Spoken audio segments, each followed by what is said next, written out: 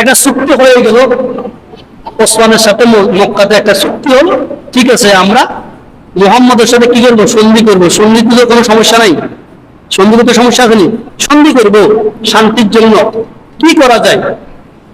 কিন্তু শয়তান তো বড় ফতার, শয়তানের কাছে অনেক এলেম আছে, জ্ঞান আছে। শয়তান বুঝে ফেলছে যদি মক্কার কুরাইশরা যদি মুহাম্মদের সাথে যদি এক হতে পারে, মুহাম্মদের সাথে যদি কোনো সন্ধি চুক্তি হয়, মক্কা বিজয় হয়ে যাবে, আর যুদ্ধ বিগ্রহ কিছু হবে না।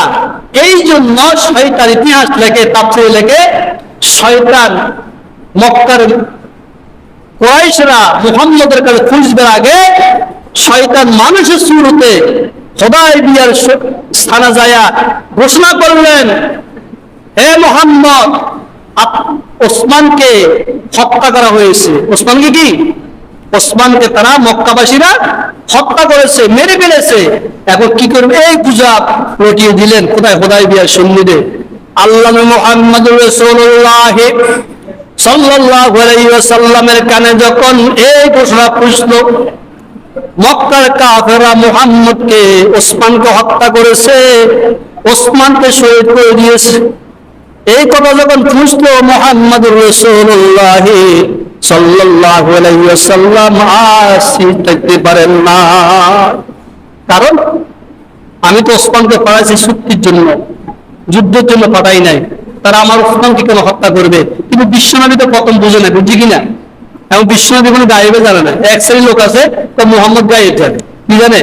এখন বলেন, মুহাম্মদ যদি গায়েব জানতো তাহলে ওসমান তো তারা শহীদও করা নাই, ওসমানের সাথে তারা বন্ধুত্ব স্থাপন আচরণ করেছে। ওসমান এখনো তো মানে হুদায়বিয়া নামক স্থানে পৌঁছে নাই, কিন্তু ওসমানকে কিভাবে হত্যা করবে? তারা তো ওসমানের পক্ষে ছিল। শয়তান গুজব পড়ালে ওসমানকে হত্যা করেছে, কিন্তু আল্লাহ রাসূল তো বুঝতে পারেন নাই। আল্লাহ রাসূল বুঝতে মনে করেছে ওসমানকে তারা শহীদ করছে। এই কথা বুঝে আল্লাহ রাসূল 3 বেগে 1400 সাহাবায়ে কেরামদেরকে নিয়ে হুদায়বিয়ার ময়দানে শপথ গ্রহণ করেছেন। কি করছেন? শপথ গ্রহণ। আল্লাহু আকবার! কেমন শপথ! আল্লাহ রাসূল মুহাম্মদুর রাসূলুল্লাহ সাল্লাল্লাহু আলাইহি ওয়াসাল্লাম 1400 সাহাবাদেরকে নিয়ে বায়াত গ্রহণ করলেন, যার বায়াতে রিদওয়ান বলা হয়। যে বায়াতের মধ্যে 14 সাহাবায়ে কেরাম ছিলেন। নবী মুহাম্মদুর রাসূলুল্লাহ সাল্লাল্লাহু আলাইহি ওয়াসাল্লামের ডান হাত নিচে 1400 সাহাবায়ে কেরাম হাত করে, মুহাম্মদুর রাসূলুল্লাহ সাল্লাল্লাহু আলাইহি ওয়াসাল্লাম বাম হাত তার উপরে।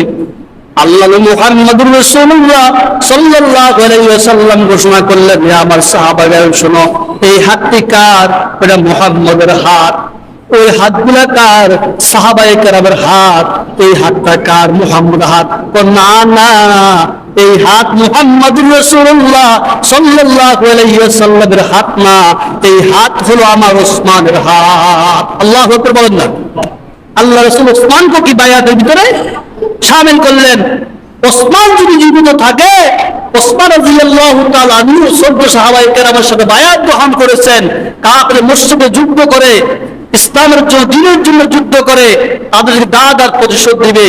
আর এই 14 সাহাবী বায়াত গ্রহণ করলো, আমার ওসমান রাদিয়াল্লাহু তাআলা দাদার প্রতিশোধ দিবে। সুবহানাল্লাহ বলেন।